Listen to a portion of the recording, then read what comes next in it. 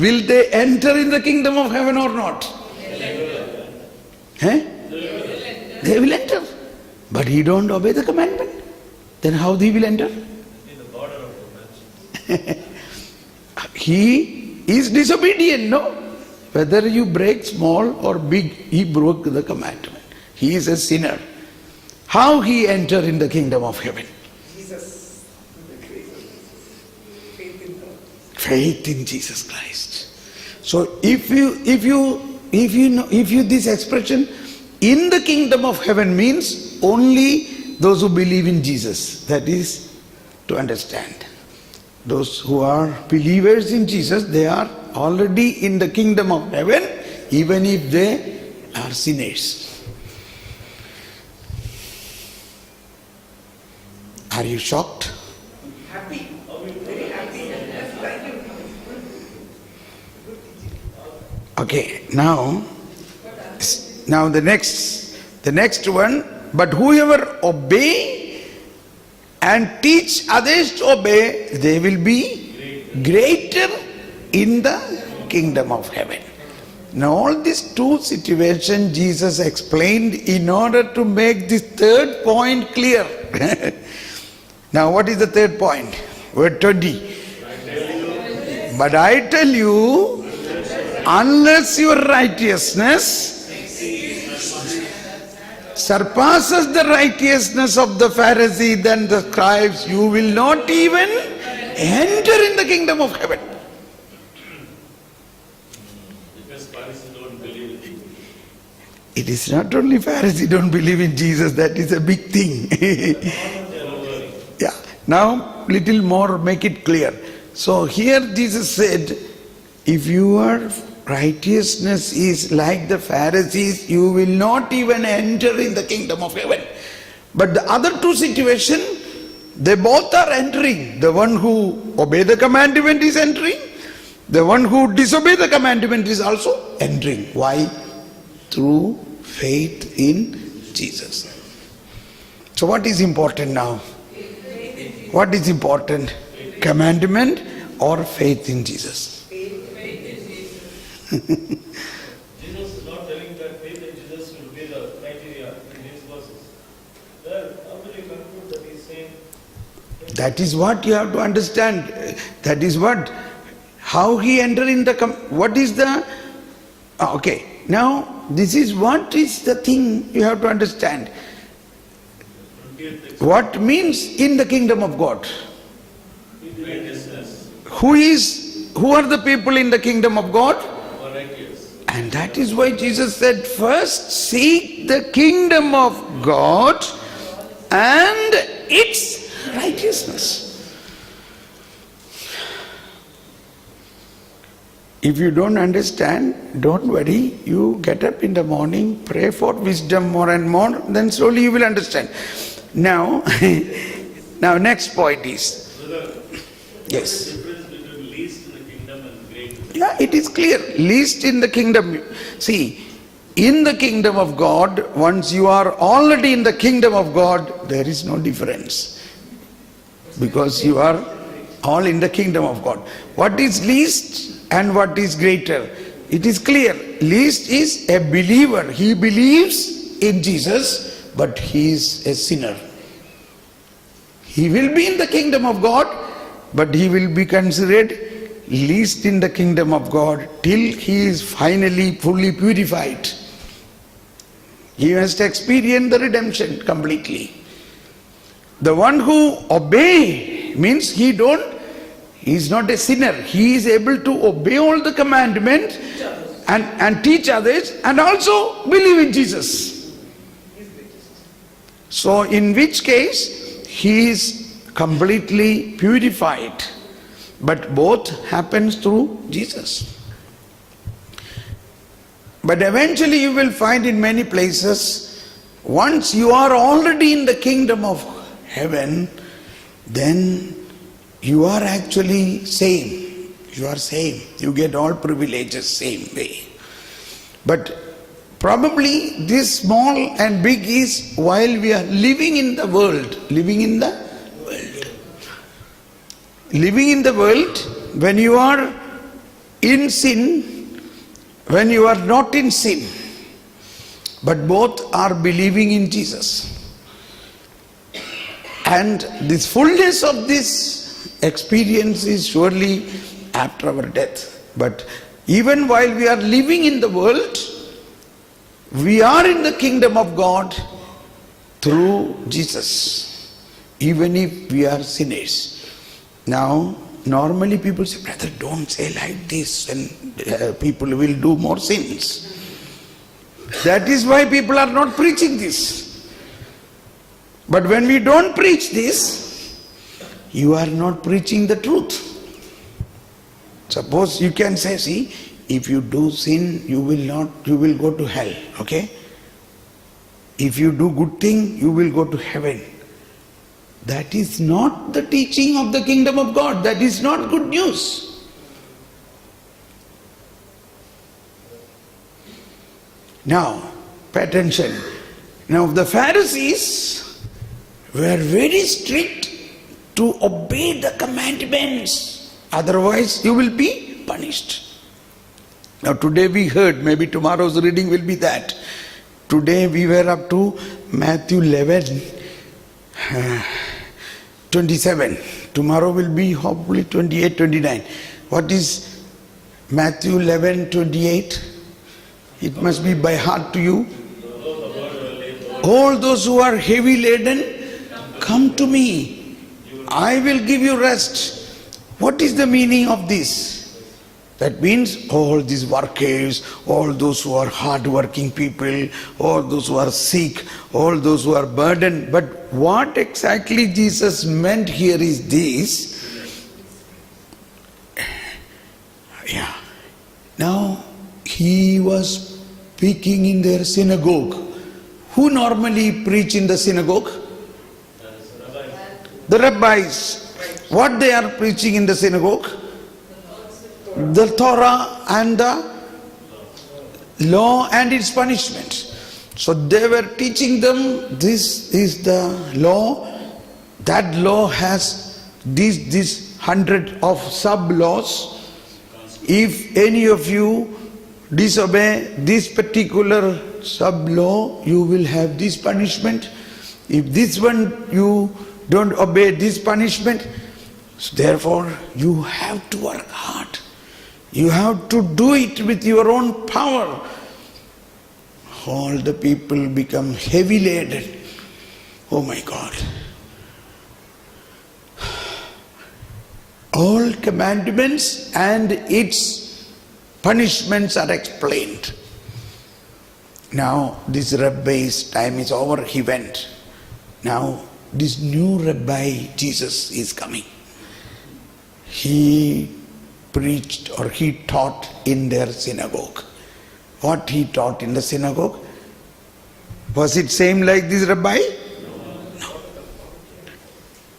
He spoke, you have heard. You have heard, but I tell you, all your burden I will take. All your sins I shall take. All the punishment I shall take for you. Come to me. Learn from me. My burden is light. We have never heard such a teaching. All the people began to speak one another. Hey, this is a good news.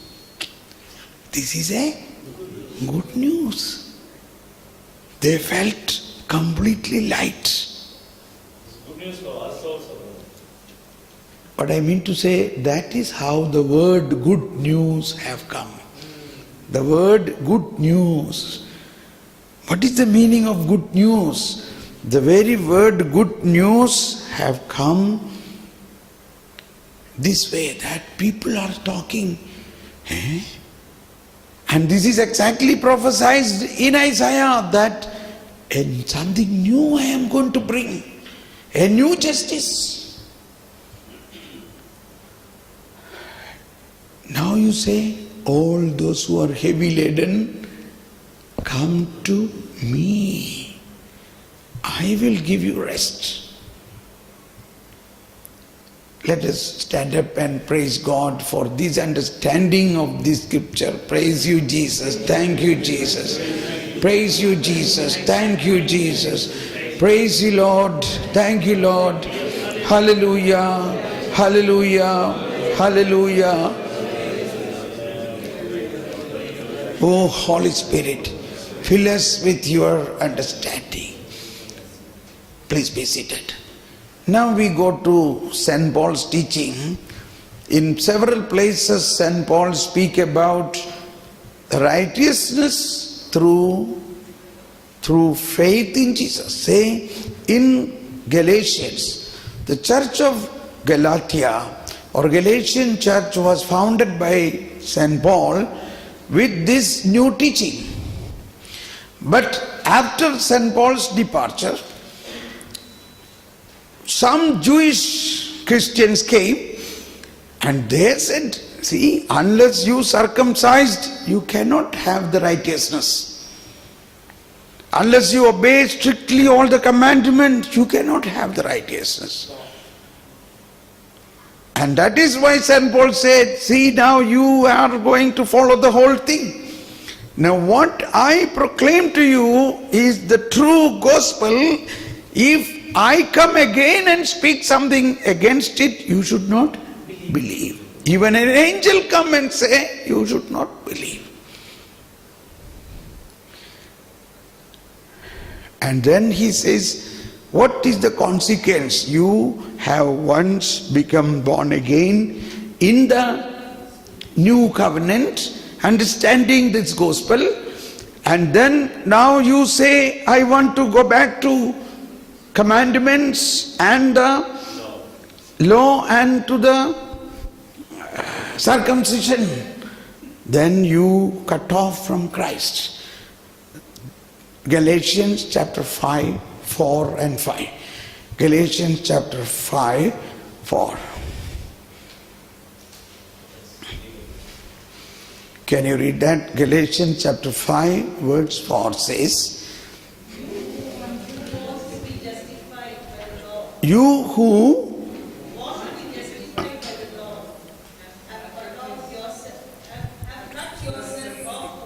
yes, if you think that you are justified by the law, then you are cut off from Christ. That is to be understood. Suppose you think I will follow strictly the 10 commandments, that is enough. My Christian, my life will be holy. Then what Christ has to do? That means you don't consider Christ at all. You consider your own power, your own power. And then you cut off from Christ, and then you have fallen from grace. See, my point is, although we are Christians, we are in the kingdom of God, we are saved through the Jesus Christ, but we consider more than Jesus the commandments.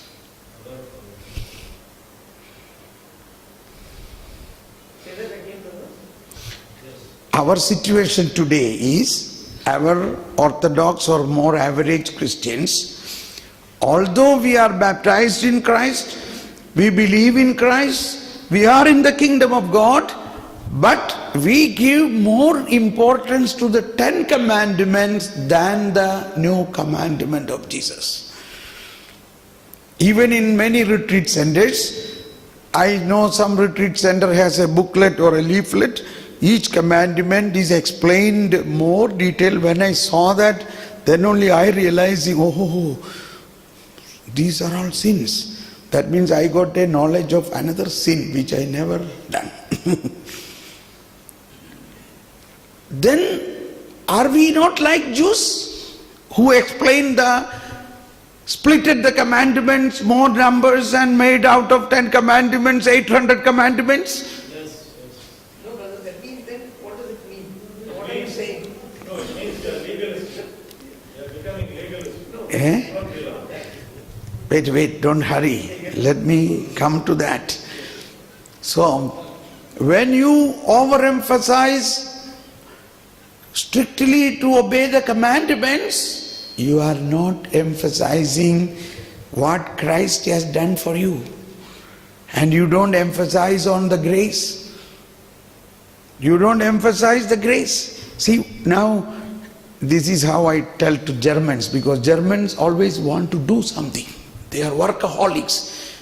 They cannot think anything without doing. So I say, Martha said, Jesus said to Martha, you believe, you will see the glory of God. Now a German will say, only I don't have to do anything. Shall I do something for raising Lazarus? No, you only believe. Our problem is, we always think, no, I have to do something. You must obey the 10 commandments. That is one doing. That is why Jesus said, or some people ask Jesus, what should I do? Or the rich man asked Jesus, what should I do to enter into eternal life? That question itself is wrong. One is entering to eternal life, but not his doing, but doing of Christ. That question itself is wrong. So he is a Pharisee probably, he is a Jew. He said, you must obey all the commandments. You know the commandments? He says, I am obeying from my childhood. All that. Okay, wait a minute. But then why is he not entering the kingdom of God? Yes, Father. That's one way of looking at it. Yes. 10 commandments in all way, you do not do. You do not do.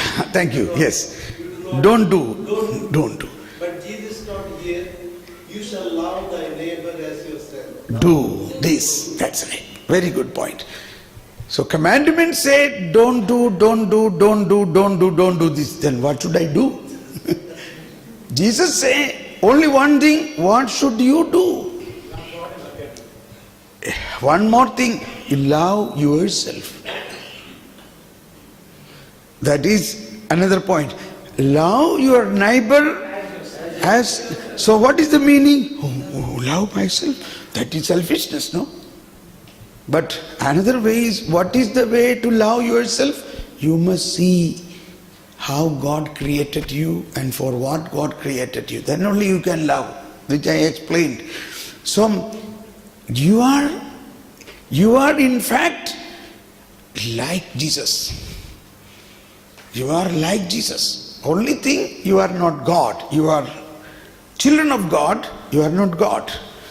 So point is, you must recognize who you are. Are you slave or a son? So if it is son, suppose you have a servant in your home, you will give them commandments early morning. You must do that, you must water all the plants, you should clean this place, you should do that, etc. Otherwise you will not get your money tonight. Okay? So he is doing it out of fear, If you don't do it, he will not get it. But what about the son? There is a son at home. What will he tell to the son? Will we tell the same way to tell this servant to the son? No. What you will tell the son? See, if I am there, I will tell my son, come with me. See what I am doing. Let us do it together. Okay, Papa, I want to learn that from you. So that is what Jesus said. The son see what the father do and he do the same. You remember? What a slave, don't do that. So, what I want to say is, are you a slave or you are son? This is the point. We teach everybody the commandment. When they learn all the commandment, they want to follow the commandment, then they understand they are like a slave. But if it is a son, he lives led by the Holy Spirit, led by the grace of God, led by God himself. Then he is above the commandments. So This is the difficult thing to understand. Now I will explain this parable of the prodigal son. Eh? Yeah. See these three parables in the Luke chapter 15.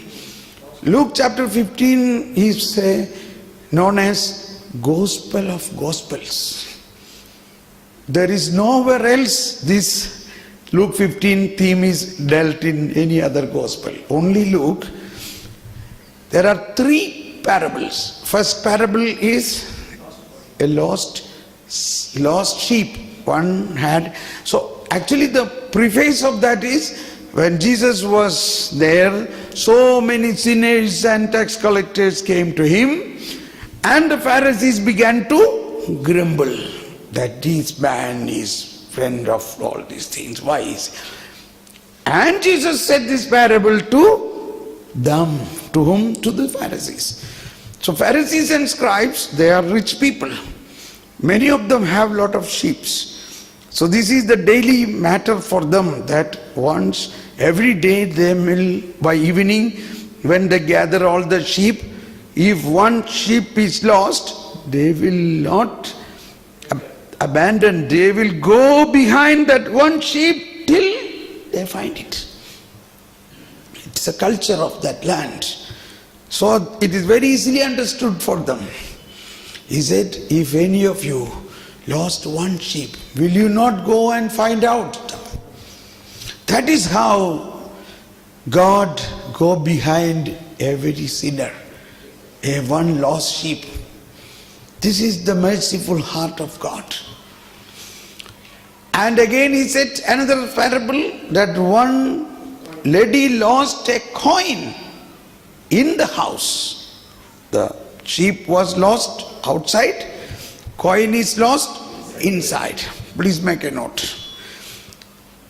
And he says, this woman who's searching this coin, finally when she found out, she was so happy. So also the angels of heaven will be joyful on one repentant sinner. So, and third is the lost son. We call prodigal son, but you must know who is the real prodigal. So now the younger son, we know that he grabbed all his wealth and went away, and he wasted that and he lived in sin. But father, like this shepherd, was eager and praying. His heart was longing for his son. And finally he came back. And when he came back, did he question him? Where were you? What are all sins you have done? Did he question him, why you destroyed all my wealth? This father, full of compassion and mercy, hugged him, gave him a garment like that what was given to Adam in the Eden garden. A garment. Covered him, protected him. He gave him a new pair of shoes so that again if you walk in a slippery roads, you should not fall. I will give you strength. He reinstated him as his own son with all the wealth and everything. That is the dream. And he made such a feast. Cutting calf means red meat. A feast with red meat means it is like a big festival, like a marriage feast. Such a big feast, red meat. That is how killed a calf means. It's a big solemn celebration. So this was the way of father. And now the elder son came back in the evening. When he came from the work, he saw, what's happening? I am the elder son of this house without my knowledge. Such a celebration in my house. He protested. He asked the servants, they said, hey, we are all happy because your younger brother has come back. Father is happy. He killed a big fat calf and we are all enjoying. Come on, let us enjoy. Why? Why should I enjoy? Why he came back? He has said everything and he went away. Why should he come back? He's angry. He's not coming inside the home. Now the father came down. He said, my son, come, let us enjoy. Your brother has come back. Now, see the words you must read now. What is said. Now he said, I have been with you all these years and I was serving you like a slave. Obeying all your commandments. See the 2 points. I was like a servant. Can you read that? For all these years I've been working like a slave for you. See, like a slave for you. And I have never disobeyed your command. I have never disobeyed your commandment. See. Yet you have never given me even a young goat so that I might celebrate with my friends. I might celebrate with my friends. But now he recognizes one thing. But this son of yours, see, he is son, but he is not son. See, he said, this son of yours destroyed all the wealth and did so much sin with prostitutes and came back and you made such a feast for him. What type of father you are?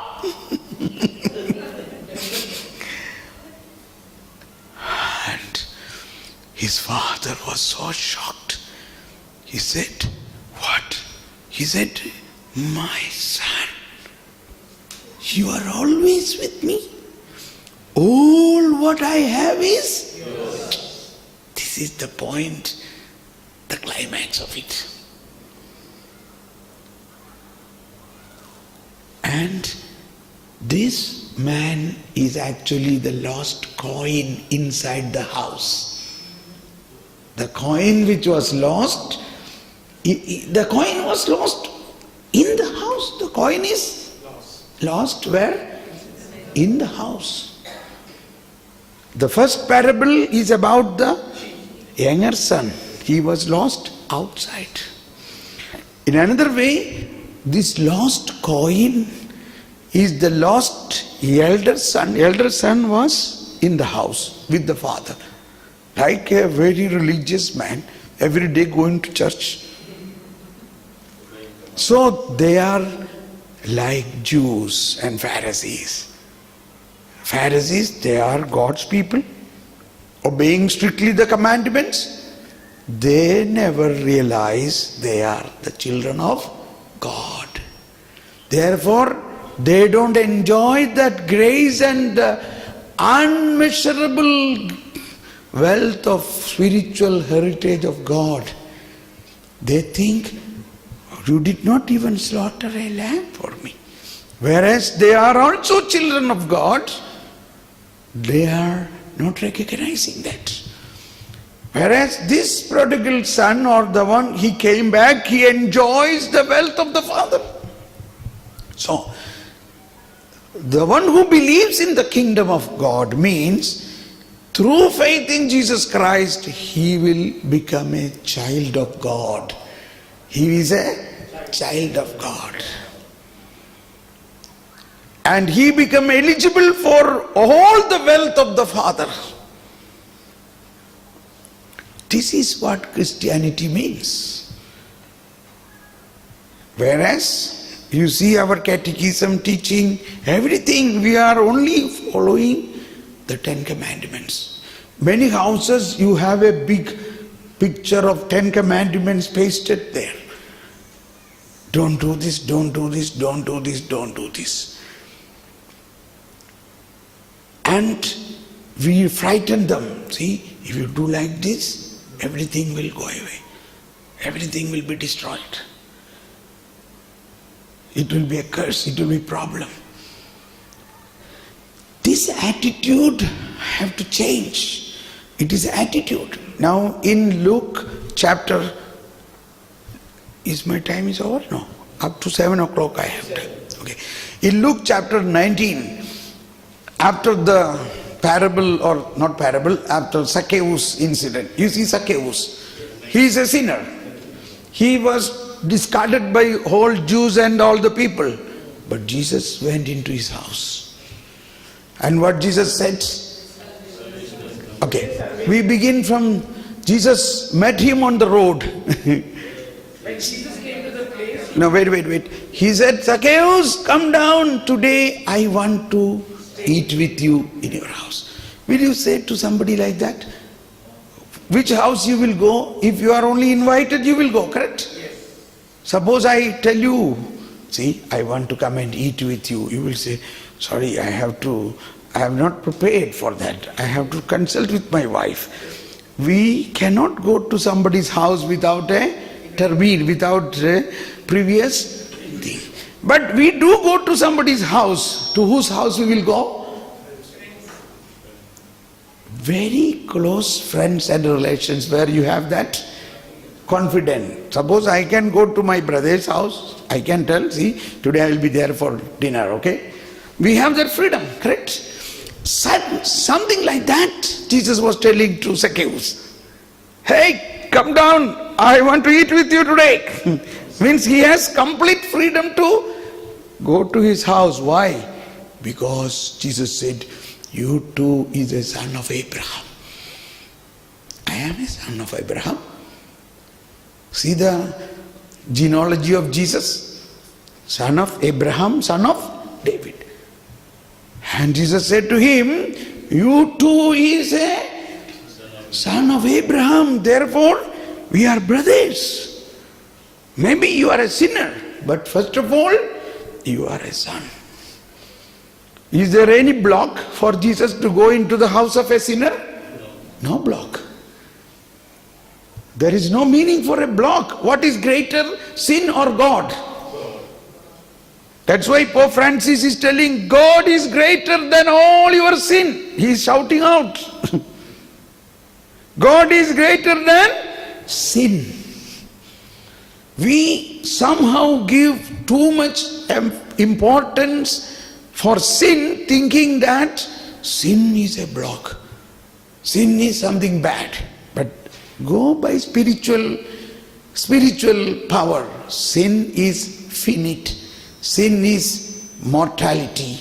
But God is immortal, infinite.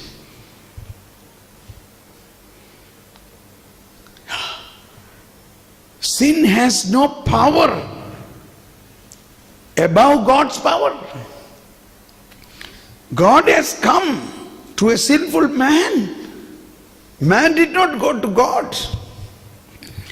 God is entering to the house of Zacchaeus, a sinner. But there is no block for Jesus to go in. And the moment light entered in that house, his life became completely different. This is New Testament. This attitude, we have to believe in this. I am a sinner, but I am a son of God. God will help me. He is a friend of mine. He is my father. He is my lover. He is everything for me. I have many weaknesses, failures, even mortal sin. But my God has already done everything for that. In spite of that, still if I am doing a sin, only that means I have not yet received the fullness of the grace to come out from that. I believe in Him means I have the right to receive. Like this prodigal son came back, he got everything back. So, faith in Jesus Christ means something different than what Pharisees believes. That's why yesterday we were telling, a man came to us, Jesus asked, what should I do to fulfill the will of God. What is the will of God? To believe in the one who was sent. So Jesus said to Pharisees, you will die in your sins if you don't believe in me. That is the new. Okay, coming back to that part of Luke 19. Luke 19, second part. One lord, one man, rich, one great man went to get kingship. So before going to get the kingship, he entrusted some denara or talents or coins to some of his citizens. And when he came back, he called them. And the one man said, I have multiplied it. Now, you gave me one, I made it 10. Good Kemat, well done. You faithful servant, I make you responsible for 10 cities. So in the new kingdom, he become the ruler of 10 cities. Another man said, I made 5. Okay, well done. You are responsible for 5 cities. All this is explained, such a long narration is mainly to make us understand this third situation. What is the third situation? He said, see what? One coin you gave, I covered in a kerchief and buried it. And now I took it. This is this. Because I knew you are a demanding person. Eh? Harsh person. What is it written there?